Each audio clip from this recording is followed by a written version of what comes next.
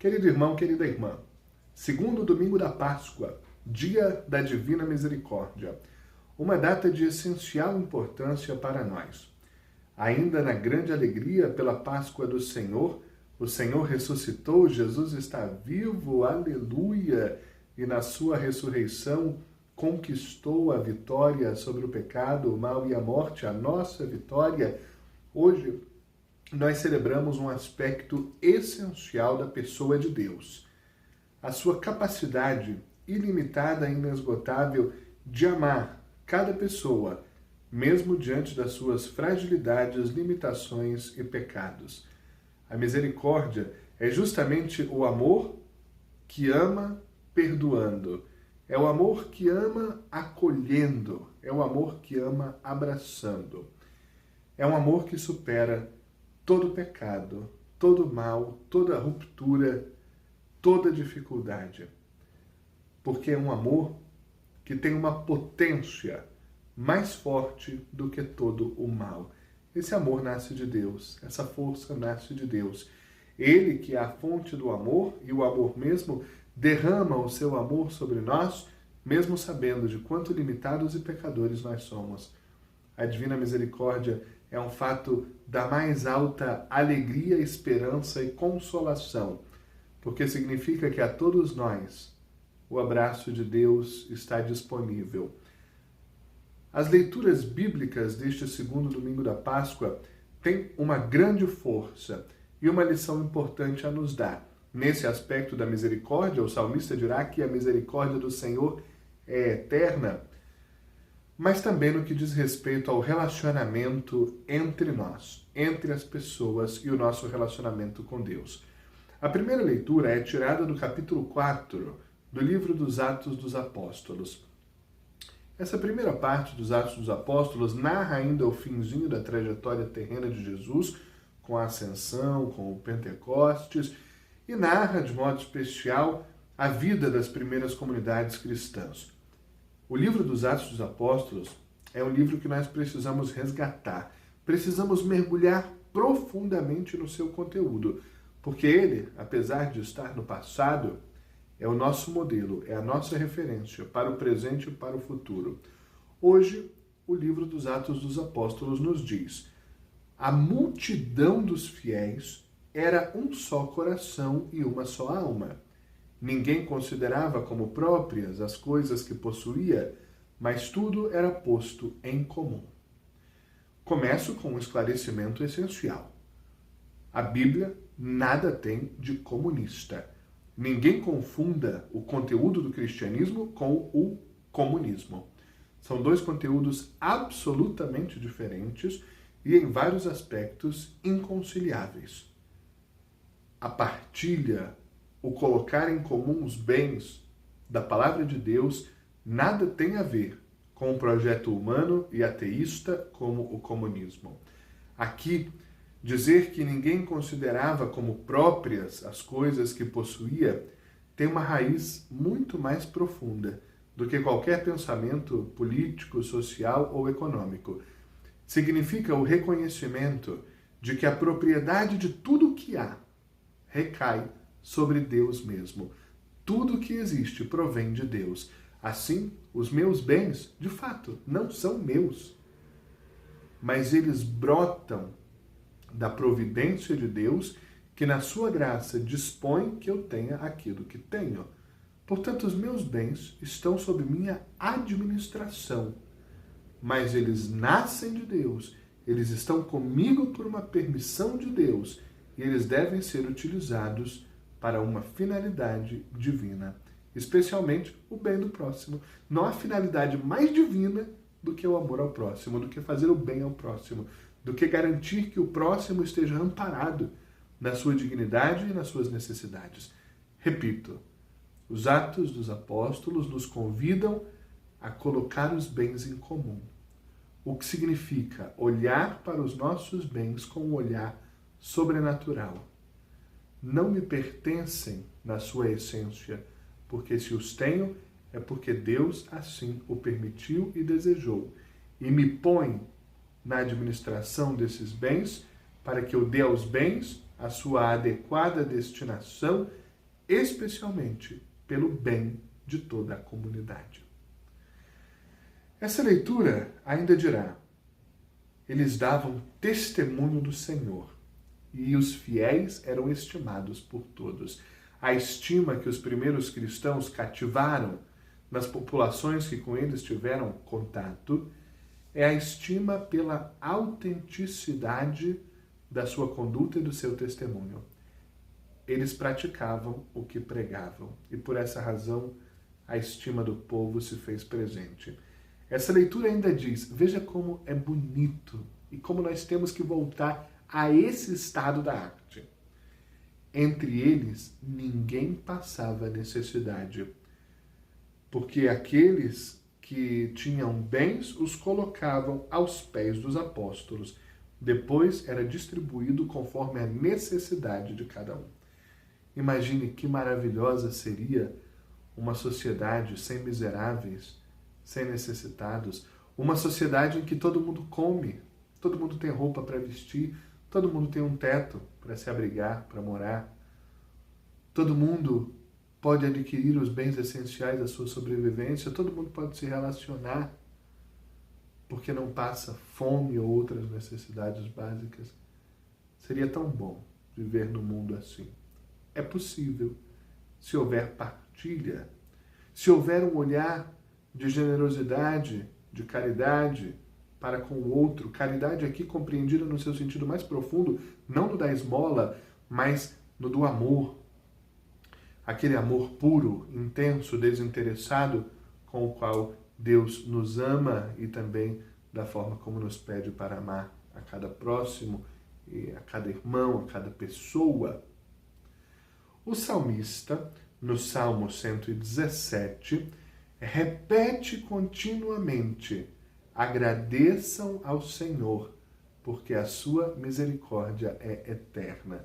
A misericórdia de Deus não se acaba, não se esgota, mas se dirige a cada pessoa. Deus ama o ser humano e porque ama, derrama o seu amor perdão, seu amor acolhida, seu amor abraço, seu amor recomposição, seu amor reconciliação. Todas essas são características do amor de Deus que pertencem a esse grande universo da misericórdia. A mão de Deus fez maravilhas. A mão de Deus nos levantou.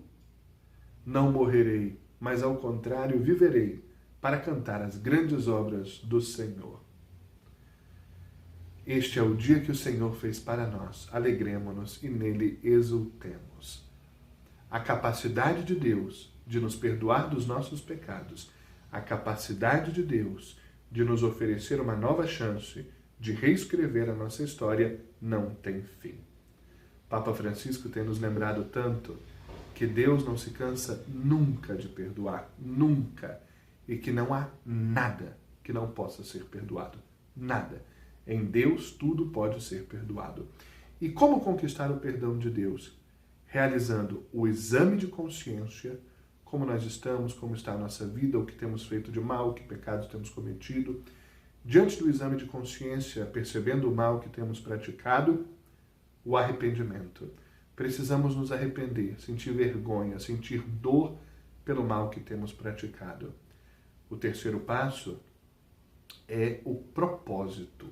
Fazer o compromisso de não mais pecar, de não mais cometer o mal, de não mais rejeitar o outro, de não mais ser agressivo, de não mais viver no egoísmo ou na indiferença. Depois, se necessário for, a penitência, reparar o mal praticado e, se não for possível, penitenciar-se, ou com a oração, ou com a caridade, a fraternidade praticada de forma concreta para com o próximo, e, para quem desejar, o sacramento da reconciliação, que também nós devemos buscar com mais abertura e com mais regularidade. Finalmente, nós temos na segunda leitura o capítulo 5 da primeira carta de São João, que diz que quando amamos a Deus e guardamos os seus mandamentos, podemos dizer que somos filhos de Deus. Essa Escritura relaciona muito os mandamentos com o amor a Deus e a prática dos mandamentos como uma resposta ao amor que Deus tem por nós. Quais são os mandamentos de Deus? Né? Nós conhecemos os 10 mandamentos, muito difundidos até hoje, desde o primeiro, amar a Deus acima de tudo, sobre todas as coisas, com toda a alma, com toda a força, com todo o entendimento, até aquelas condutas muito concretas de não matar, não roubar, não cometer o falso testemunho, não cobiçar o que é do próximo. Jesus Cristo sintetiza os mandamentos todos no amor recíproco. Amai-vos uns aos outros, assim como eu vos amei.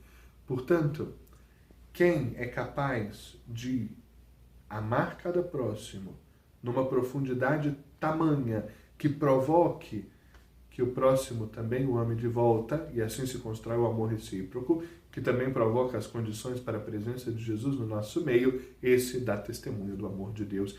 E o amor de Deus, onde chega, transforma o mundo, a vida, os ambientes, transforma o coração. No Evangelho temos a narrativa de João, no capítulo 20, da aparição de Jesus depois da ressurreição. É a primeira vez que os apóstolos reunidos se encontram com Jesus ressuscitado. Portanto, a última vez que tinham visto Jesus foi pouco antes do horror da cruz. Preso, torturado, agredido, humilhado, morto. E mesmo depois de toda aquela violência inconcebível, qual é a primeira palavra de Jesus a esses homens que o traíram, o negaram, o abandonaram? Qual é a primeira palavra de Jesus? Podia ser uma crítica, podia ser uma condenação, podia ser uma bronca daquelas. A primeira palavra de Jesus, depois do horror da cruz, é: a paz esteja com vocês. Jesus Cristo responde a toda a violência que ele sofreu por nossa causa, nos dando a paz. E não é qualquer paz, não é simplesmente a mera ausência de conflito. É uma paz ativa, é uma paz da escuta, do diálogo, do entendimento, é uma paz do amor, da reconciliação, é uma paz da difusão desses valores, da justiça, do perdão e do amor concreto. Acontece depois que Jesus, então, sopra sobre eles, dizendo: como o Pai me enviou, assim também eu vos envio. Jesus manda os seus seguidores para ir ao encontro da humanidade sofredora e pecadora, levando a mensagem de que o amor vence tudo, de que a força de Deus superou todas as forças dos infernos e do mundo para conquistar a eternidade e a salvação a cada ser humano. Depois, receberam o Espírito Santo, que brota do coração de Jesus e é entregue, então, à igreja nascente. O Espírito Santo, que é a alma da igreja, é a sua força, é o que a move cada vez mais com Deus e para Deus e por Deus. Tomé não estava presente, ele não acredita e afirma que se não puser o dedo, se não enxergar Jesus Cristo ressuscitado, não acreditará. De novo, Jesus poderia ter respondido a ele com uma bela bronca, com uma bela condenação à sua falta de fé. Mas qual é a reação de Jesus? Jesus respeita o limite de Tomé e volta na semana seguinte e permite que Tomé faça aquilo que diz que tanto precisava fazer. Jesus diz: Tomé, você precisa? Então eu te concedo. Põe o dedo aqui.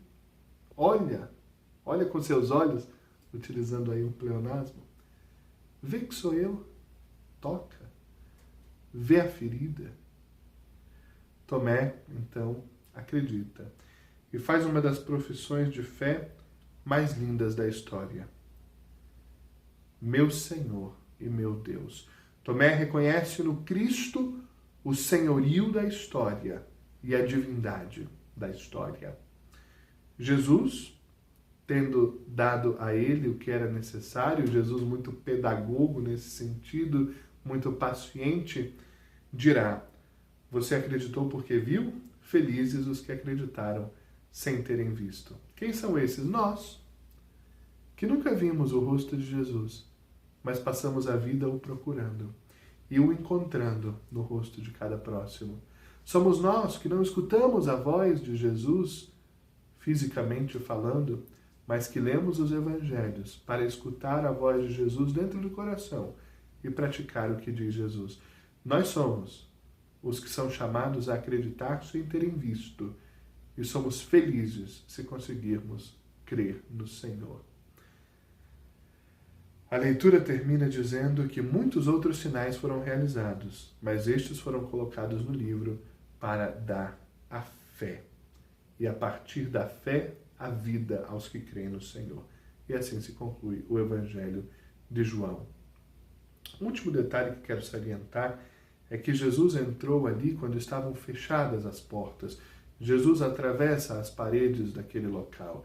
Essas paredes são uma imagem das paredes do nosso coração, dos nossos bloqueios em relação a Deus, das nossas rejeições, dos muros que nós estabelecemos em relação a Deus e ao próximo. Jesus rompe esses muros. Jesus não se deixa limitar pelos limites que nós colocamos. E, se nós dermos alguma abertura a Ele, Ele entra na nossa vida, na nossa história e nos transforma pela sua graça. Querido irmão, querida irmã, neste segundo domingo de Páscoa, faça a experiência da misericórdia de Deus. Pense nos seus pecados, nos seus erros, em tantos momentos do passado feios, duros, difíceis, traumáticos, enquanto nós sofremos e enquanto nós fizemos os outros sofrerem. Dói, não é? Recordar. Mesmo assim, viva essa experiência. E tudo que você encontrar na sua vida de feio, de errado, de pecaminoso, coloque no coração misericordioso de Jesus. O que Jesus vai fazer com isso? Com o lixo, com a miséria do seu coração? Apagar e transformar em bênção, transformar em um novo começo, porque a misericórdia de Deus neste domingo desce sobre nós e nos diz, mesmo que você seja pecador, o meu amor por você é imenso e é inesgotável. E esse meu amor me faz perdoar você, dar a você uma nova estrada, um novo caminho, um novo começo, uma possibilidade de reescrever a sua vida, uma vida nova e transformada pelo amor do Senhor, que venceu o pecado e a morte na sua ressurreição e continuamente nos oferece uma vida nova. Bom domingo e boa semana.